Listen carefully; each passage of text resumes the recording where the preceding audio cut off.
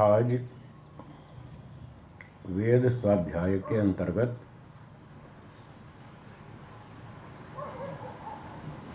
महर्षि दयानंद सरस्वती जी की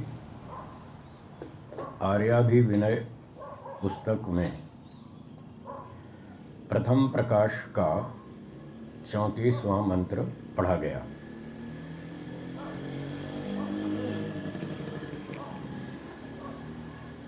आज के मंत्र में बताया है कि ईश्वर कैसा है। इसका व्याख्यान इस प्रकार से है। हे दुष्ट नाशक परमात्मन, आप वज्रभृत वज्र को धारण करने वाले हैं। अच्छेद्य सामर्थ्य से,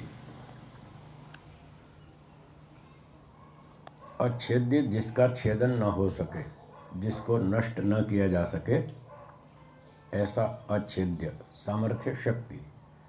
तो ईश्वर के पास ऐसी शक्ति है जिसको कोई नष्ट नहीं कर सकता।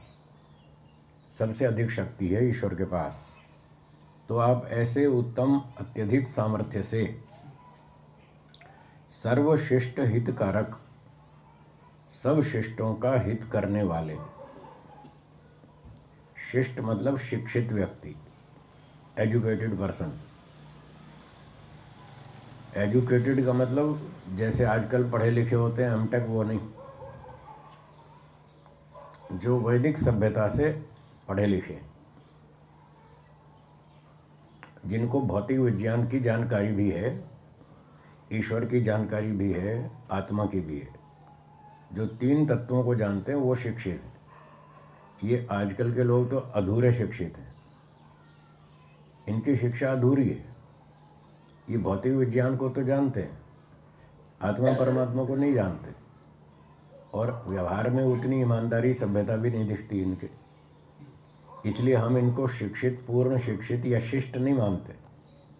हम तो ऋषियों को मानते हैं। शिक्षित वो होते हैं जो तीनों तत्वों को जानते हैं और आचरण ठीक होता है जिनका, वो है शिष्ट। ऐसे शिष्ट लोगों का जो ईश्वर है वो हितकारक है, उनका हित करता है, उनको सब सुख देता है, क्योंकि उनका ज्ञान भी ठीक है, उनका कर्म भी ठीक है, उनका सब ठीक है। इसलिए ईश्वर उनका हित करता है। हित करने का अर्थ ये नहीं समझना कि बाकियों के साथ दुश्मनी रखता है, ऐसा भी नहीं। वो न्यायकारी है, जो अच्छा काम करता है उसकी हित करता है, उसकी रक्षा करता है, उसको इनाम देता है, पुरस्कार देता है, सम्मान देता है, सुख देता है। ये हितकारक का मतलब समझना चाहिए, न्यायपूर्वक। फिर आगे लिखा है दुष्ट विनाशक, वज्रभृत, वज्र को धारण करता है वो, दुष्टों को खूब अच्छी तरह पिटाई करता है, उनको दंड देता है। न्याय, उसको धारण कर रहे हो। हे ईश्वर, आप न्याय को धारण कर रहे हो, आप दुष्टों के नाशक हो, अथवा जो दुष्टों का नाशक न्याय है, आप उस न्याय को धारण कर रहे हो। प्राणो वै वज्र, ये शतपथ ब्राह्मण का प्रमाण है।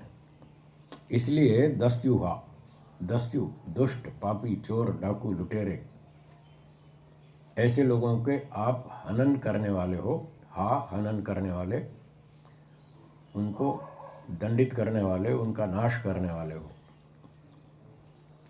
भीमा, बड़े भयंकर हो। ईश्वर बहुत भयंकर है, इतना भयंकर कोई भी नहीं है। ईश्वर भयंकर भी है और ईश्वर दयालु भी है। जितना दयालु ईश्वर है उतना दयालु और कोई नहीं है, और जितना भयंकर ईश्वर है उतना भयंकर भी कोई नहीं है। तो वेदों से हमें पता चलता है ईश्वर में क्या क्या गुण हैं। उन गुणों को हमें अच्छी तरह समझकर अपने व्यवहार को वैसा बनाना है, तब तो ये सब पढ़ने का लाभ है, नहीं तो कोई लाभ नहीं। तो आप भयंकर हैं, आपकी न्याय आज्ञा को छोड़ने वालों पर भयंकर है, उनको भय देने वाले हैं।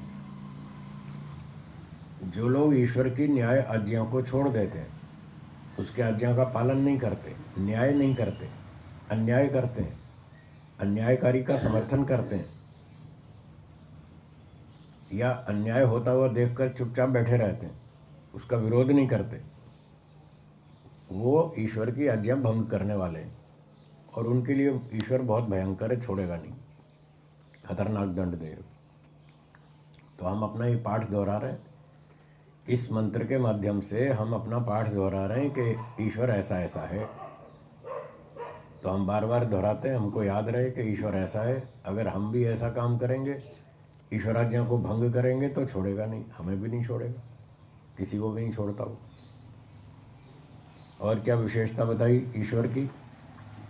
सहस्र चेता, सहस्रों विज्ञान आदि गुण वाले आप हो। तो सहस्र माने हजार भी होता है, सहस्र का अर्थ वेदों में असंख्य भी होता है, बहुत अधिक भी होता है, हजार भी होता है, 100 भी होता है, हजार भी होता है, बहुत सारा होता है। तो प्रसंग के अनुसार देख लिया जाता है वहाँ सहस्र शब्द का अर्थ क्या किया जाए। तो आप हजारों ज्ञान आदि गुण देने वाले हो। चिति संज्ञाने धातु है जिससे यहाँ चेता शब्द बनाया। आप हजारों गुणों वाले हो जिसमें ज्ञान आदि विशेष गुण हैं। शतनीथ, सैकड़ों, असंख्यात, देखिए यहाँ सैकड़ों भी कर दिया, असंख्य भी कर दिया। तो ये वेदों में ऐसा चलता है। शतम का अर्थ सैकड़ों, 100 भी होता है, हजार भी होता है, असंख्य भी होता है। तो सैकड़ों अर्थात असंख्य पदार्थों की प्राप्ति कराने वाले हो। नीथ, प्राप्त कराने वाले। नीय प्रापणे धातु है, इससे नीता नीथा। तो आप असंख्य पदार्थ हमको प्राप्त कराते हैं, धन, बल, विद्या, बुद्धि, पुत्र, परिवार, शांति, आनंद, उत्साह, निर्भयता आदि आदि सैकड़ों चीज़ों को आप हमें प्राप्त कराने वाले हैं। ऋभ्वा, अत्यंत विज्ञान आदि प्रकाश वाले हो और सबके प्रकाशक हो। ऋभ्वा, चमकने वाले, चमकाने वाले, जगत को प्रकाशित करने वाले हो, ज्ञान देने वाले हो और स्वयं भी ज्ञान स्वरूप है। फिर कहा उग्र तथा महान, महाबल वाले हो। तो ईश्वर महान बल वाला है, उसकी शक्ति का कोई पार नहीं है, हम समझ ही नहीं सकते ईश्वर में कितना बल, आनंद, शक्ति है। इतने बड़े ब्रह्मांड को अकेला व्यक्ति चला रहा है, बना रहा है, इसको मेंटेन कर रहा है, पूरे ब्रह्मांड को। तो हम कल्पना नहीं कर सकते उसमें कितनी शक्ति होगी। इसलिए शास्त्रों में यही बताया जाता है, ईश्वर अनंत शक्ति वाला है, सर्वशक्तिमान है, सब प्रकार से सर्वशक्ति संपन्न है। फिर आगे लिखते हैं न चमरीशः, चमू कहते हैं सेना, और चमरीशः, ईश माने स्वामी। जो किसी भी संसार में किसी भी राजा की सेना ऐसी नहीं है जो आपके ऊपर कब्जा कर ले, आपको दबा ले, आपका मालिक बन जाए। ऐसी कोई सेना नहीं है दुनिया में। न चमरीशा, किसी के कंट्रोल में आने वाले नहीं हो, सबसे अधिक शक्तिशाली हो, सबको अपने नियंत्रण में रखने वाले हो। और शवसा, अपने बल से, अपनी ताकत से, अपनी शक्ति से, पांचजन्य, 5 प्राणों के आप उत्पादक हो। प्राण, अपान, उदान, समान, व्यान, ये 5 प्राण जो हमारे शरीर में काम करते हैं, ये पांचों प्राण आपने अपनी शक्ति से बनाए हैं। ये जो आकाश में हवा चलती है इसको वायु कहते हैं, और यही वायु जब हमारे शरीर में काम करती है तो इसको प्राण के नाम से बोलते हैं।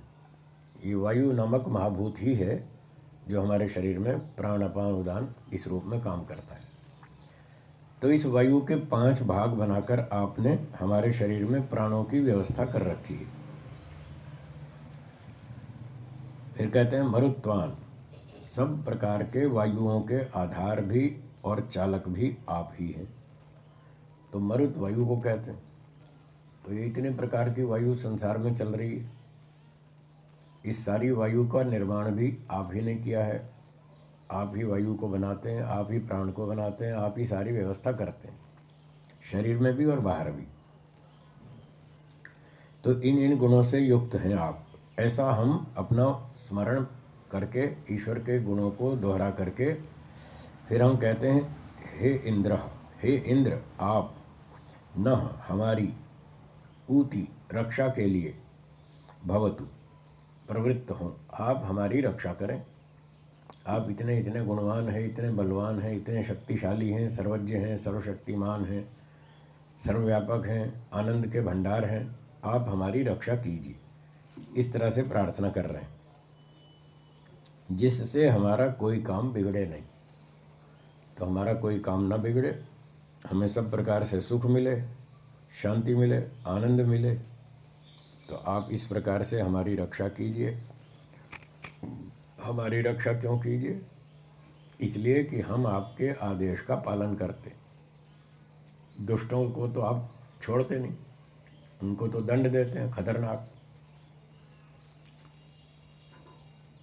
तो हम दुष्ट नहीं हैं, हम आपके आज्ञा पालन करते हैं, हम आपके भक्त हैं, आपके अनुयायी हैं, आपके सेवक हैं। इसलिए आप हमारी रक्षा करें, आप हमें सब प्रकार से सुख दें।